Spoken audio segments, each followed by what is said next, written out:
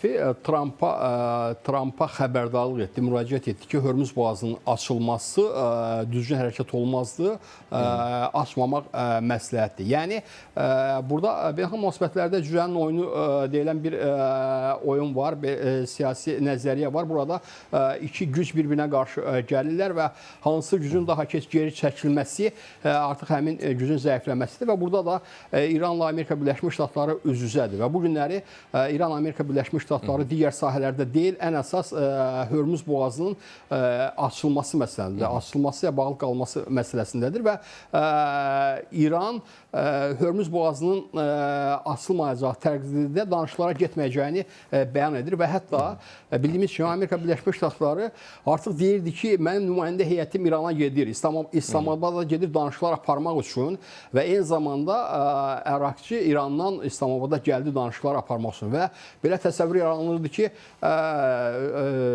Trampın danışıqçıları və vasitəçiləri eyni zamanda ərakçı burada İslamabadda görüşəcəklər. Bəlkə də onların məqsədləri İslamabadda görüşmək idi, amma hər hansı bir razılaşdırılmayan məsələyə görə onlar görüşə gəlmədilər və Trump da göndərmədi. Trump göndərmədi nümayəndə heyətini. Nəyə görə göndərmədi? Ona görə ki, bildiyimiz kimi birinci dəfə baş verən görüşlərdə bu hansı ki, təxminən 2 həftə bundan öncə baş vermişdi. Bu görüşlərdə 28 martda baş vermişdi və bu görüşlərdə nəticə əldə olunmadı və nəticə əldə olunmamasının səbəbi məhz görüşlərin lazım olan səviyyədə hazırlanmamasıdır. Yəni tərəflər görüşlərə gedirlər, lakin bunların əlində razılaşdırılmamış bir məsələ yoxdur və bu razılaşdırılmamış məsələnin olması və Trumpın özündən razı olaraq artıq məsələlər razılaşdırılıb kimi o hadisəni qiymətləndirməsi nəticədə heç bir nəticənin əldə olmaması. Yəni nə olar prinsipi ilə gedir görüşə tərəflər? Nə onlardan da daha çox inanırdı ki, Trump inanırdı ki, bu qədər təzyiq nəticəsində və müharibə və təzyiq nəticəsində artıq İran hazırdır danışıqlara və bəlkə də növbəti dəfə İsrail kəşfiyyatı, yaxud da Amerika Birləşmiş Ştatlarının özünün kəşfiyyatı bəyanatlar vermişlər, məlumatlar vermişlər ki, İran artıq danışıqlara hazırdır və güzəştə gedəcək. Və birinci görüşdə nəticənin alınmaması Trumpı ikinci görüşə öz nümayəndə heyətinin göndərilməməsi ilə nəticələndi. Yəni, bunlar ikinci görüşə daha ciddi şəkildə hazırlaşmağın vacib olduğunu gördülər. Və bugün görüş alınmadı və tərəflər çəkildi və gözlənilən oldu ki, Amerika Birləşmiş Ştatları bu görüşü təşkil etməmişdən qabaq iki mövqe qoymuşdu ortalığa. Ya görüş baş verir və əldə nəticə olunur, əks təqdirdə isə İrana hücum başlayır və yeni qüvvə ilə hücum başlayır. Və görünən odur ki, görüş baş tutmadı. Nəyə ki baş tutub nəticə əldə olunmadı, hətta baş tutmadı. Yəni İran tərəfi görüşə gəlməkdən imtina etdi və amma Amerika Birləşmiş Ştatları ikinci vədini yerinə yetirməkdən çəkilir hələ və ona getmir. Yəni, Amerika Birləşmiş Ştatlarının İrana növbəti hücumu hələ baş tutmur. Yəni, Amerika Birləşmiş Ştatları vəziyyətə sanki nəzarəti itirmək üzrədir. Amma Amerika Birləşmiş Ştatlarının əlində Trump dediyi kimi kart var. Bu Hörmüz boğazı kartıdır. Hörmüz boğazı kartıdır. Və Amerika Birləşmiş Ştatlarında hesab edirlər ki, müəyyən olunub ki, Hörmüz boğazını ciddi şəkildə nəzarətdə saxlamaq İrana ona qarşı silah tətbiq etməkdən, ya raket ateşi ilə zərbələr endirməkdən daha ciddi təsir edəcək. Ümumiyyətlə, Amerika Birləşmiş Ştatları bayaq ekspert də vurğuladı, müharibənin ikinci fazasına başlamaq niyyətində olduğu görünmür. Nəyə görə görünmür? Ona görə ki, Amerika Birləşmiş Ştatları İranın hədələrindən deyəkmi, əlində olan imkanlardan deyəkmi bir qədər ehtiyat edir. Nəyə görə ehtiyat edir? Heç də İsrailə yaxud da Amerika Birləşmiş Ştatlarının ora indi gətirdiyi qüvvələrə qarşı raket zərbələri endirməsindən çəkinmir. Sadəcə Amerika Birləşmiş Ştatları məhz Körfəzdə yerləşən onun müttəfiqlərinə qarşı İranın cavab zərbəsi endirməsindən müəyyən qədər çətinir. Çünki İran bu vaxta qədər elan etdiyi, bəyan etdiyi və hətta ki, gəldiyi həddələrin hamısını yerinə yetirmişdir. Bu da Körfəzdə olan ölkələrlə münasibətdə. Amerika Birləşmiş Ştatları ehtiyat edir ki, İran həqiqətən əgər ona qarşı hücum olarsa, onun enerji sektoruna, bildiyimiz kimi növbədə İranın enerji sektorlarıdır. Enerji sektoruna qarşı hücum olarsa, İranda heç şübhəsiz yaxın şərqdəki Körfəz ölkələrinin enerji sektorlarına hücum edəcək və oradakı enerji sektorlarının, neft emalı zavodlarının və xətlərin ziyan alması, zədə alması, bu da 1 ilin, 2 ilin, 1 ayın, 2 ayın söhbəti olmayacaq. Bu illərlə, 10 illərlə bəlkə onları təmir etmək, yenidən bəlkə vəziyyətə qaytarmaq tələb olunacaq. Mən hesab edirəm ki, Amerika Birləşmiş Ştatlarının İrana növbəti hücumu təşkil etməməsinin səbəbi bir budur. Digər isə bildiyimiz kimi İran da ətrafında öz tərəfdarlarının sayını artırmağa cəhd edir. Əraqçı İslamabada gəldi, Pakistan rəhbərləri görüşdü, sonra Omana getdi, onlarla görüşdü. Ondan sonraki səfər hara olacaqdı, ondan sonraki səfəri isə Rusiya olacaqdı və Rusiya nümayəndə heyəti ilə danışacaqdı. Digər tərəfdən biz artıq Çinin də getdikcə daha çox müdaxilə etdiyini şahid oluruq. Müdaxilə hansı formada? Təbii ki, Çin qoşun göndərir, amma İranı lazım olan vəsaitlərlə təmin edir və Amerika Birləşmiş Ştatlarında da bunu təsdiq edirlər. Hətta İranın tutulduğu, Amerika Birləşmiş Ştatları tərəfindən tutulan bir gəmisində Trumpın dediyi kimi Çindən göndərilən sürprizlər var. Və bu sürprizlər nədir? Bu sürprizlər heç şübhəsiz İranın müharibədə istifadə etdiyi silahlardır. Deməli, Çin İran tərəfindən bilavasitə, yəni digər ölkələrin köməyi ilə müharibəyə qoşulur və bu da gələcək müharibəni Amerika Birləşmiş Ştatları üçün və İsrail üçün çox ciddi təhlükə mənbəyi olacağından xəbər verir. Musa bəy, bayaq danışdıq digər qonağımızla, amma sizinlə də bu mövzuda istəyərdim bir fikir mübadiləsi aparaq. Sepah nə dərəcədə mane olur danışıqlara? Əlbəttə ki, indi baxaq görək ki... Sepahın məqsədi sanki müharibənin davam etməsidir, qarşı durmanın, hərbi gərginliyin daha da artmasıdır. Yoxsa kənarda müşahidə edilən budur? Əlbəttə ki, əvvəl diqqət yetirək ki, Sepahın müharibədə marağı nədir?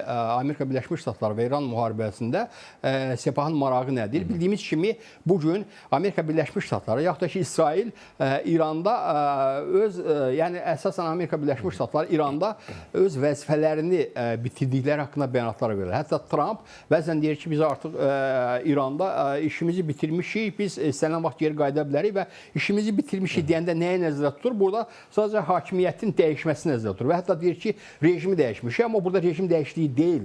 Burada sadəcə hakimiyyətin bir üzvünü, bir başda duran üzvü digərlərlə əvəz olunub. Bu, Trumpın iddia etdiyi kimi hakimiyyət dəyişikliyi deyil. Və eyni zamanda Amerika Birləşmiş Ştatları və İsrail İranda Sepahın aradan qaldırılmasına nail ola bilməyiblər və Amerika Birləşmiş Ştatlarının əsas məqsədi, mən düşünürəm ki, heç də ali din rəhbərin digərlə əvəz olması deyildi. Amerika Birləşmiş Ştatları və İsrailin əsas məqsədi Sepahın aradan götürməsidir, Sepahın dağıdılmasıdır və Sepahda əmindirlər ki, əgər İran Amerika Birləşmiş Ştatları ilə razılığa gələ bilərsə və buna görə də məhz danışıqlara mane olmağa cəhd edirlər, irəli gələrsə Amerika Birləşmiş Ştatları İranla yaxınlaşdığı təqdirdə onun ilk tələblərindən, Amerika Birləşmiş Ştatlarının ilk tələblərindən biri Sepahın zərərsizləşdirilməsi, yaxud da ki, onun gücünün əlindən alınması olacaq. Yəni, Sepahın hakimiyyətin idarə olunmasından kənarda qalması olacaq Amerika Birləşmiş Ştatlarının ilk tələbi. Və məhz buna görə də Sepah Amerika Birləşmiş Ştatları ilə danışıqlara getməyə müsbət baxmır. Hətta sizin dediyiniz kimi Əraqçı və Qalibafı ultimatum verir ki, danışıqlarda iştirak etməyin və danışıqlardan hətta geri çağırır.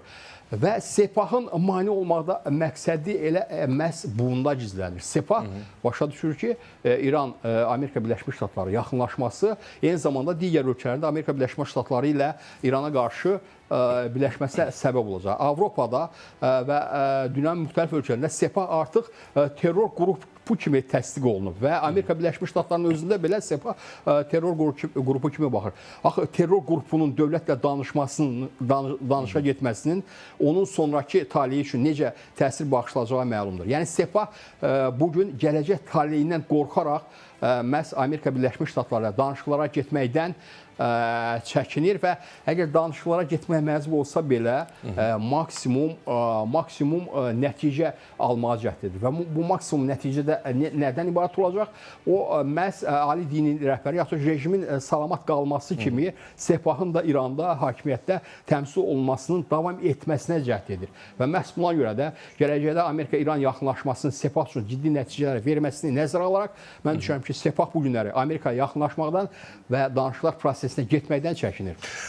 Bu arada İranın Xarici İşlər Naziri Abbas Əraqçı Oman səfərindən sonra Rusiyaya getməlidir. Amma Rusiyaya yollamamışdan qabaq bir Pakistana baş çəkəcək. Bu səfərlə bağlı ehtimal var. Yeri gəlmişkən yeni qayıdıb da Pakistan səfərindən əslində.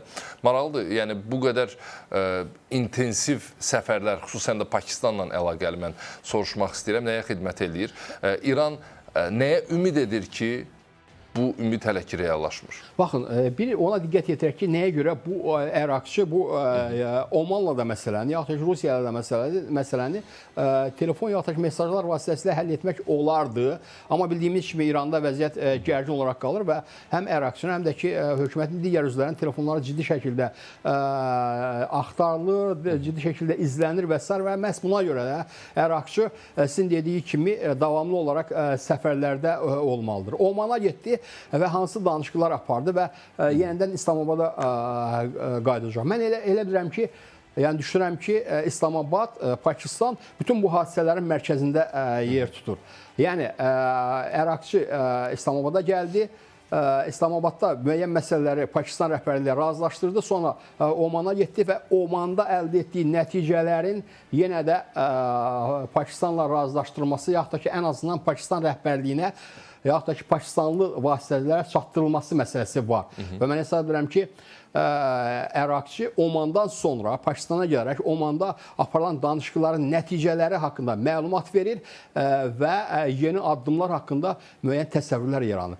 Və heç şübhəsiz Rusiya səfərdən sonra mən heç də təəccüb etməz ki, Rusiya səfərdən sonra da Əraqçı yenə də qayıdacaq İslamabada və orada da həm Omanın, həm Rusiyanın İran-Amerika müharibəsində tutduğu mövqelərdə yeni əmələ gəlmiş yeni şəraiti izah edəcək və bundan sonra isə Amerika Birləşmiş Ştatları ilə danışıqlara gedib-getməməsi haqqında qərar qəbul edəcək. Amma İrana qayıtdıqdan sonra və Sepahla bu məsələləri müzakirə etdikdən sonra. İndiki durumda Rusiya nə qədər vacibdir İran üçün və bu Əraqçı səfərini Rusiyaya necə təhlil etmək olar?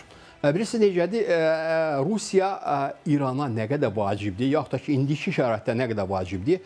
Bildiyimiz kimi İran Amerika Birləşmiş Ştatları ilə danışıqlardan boyun qaçırdı və masa üzərində oturmadı.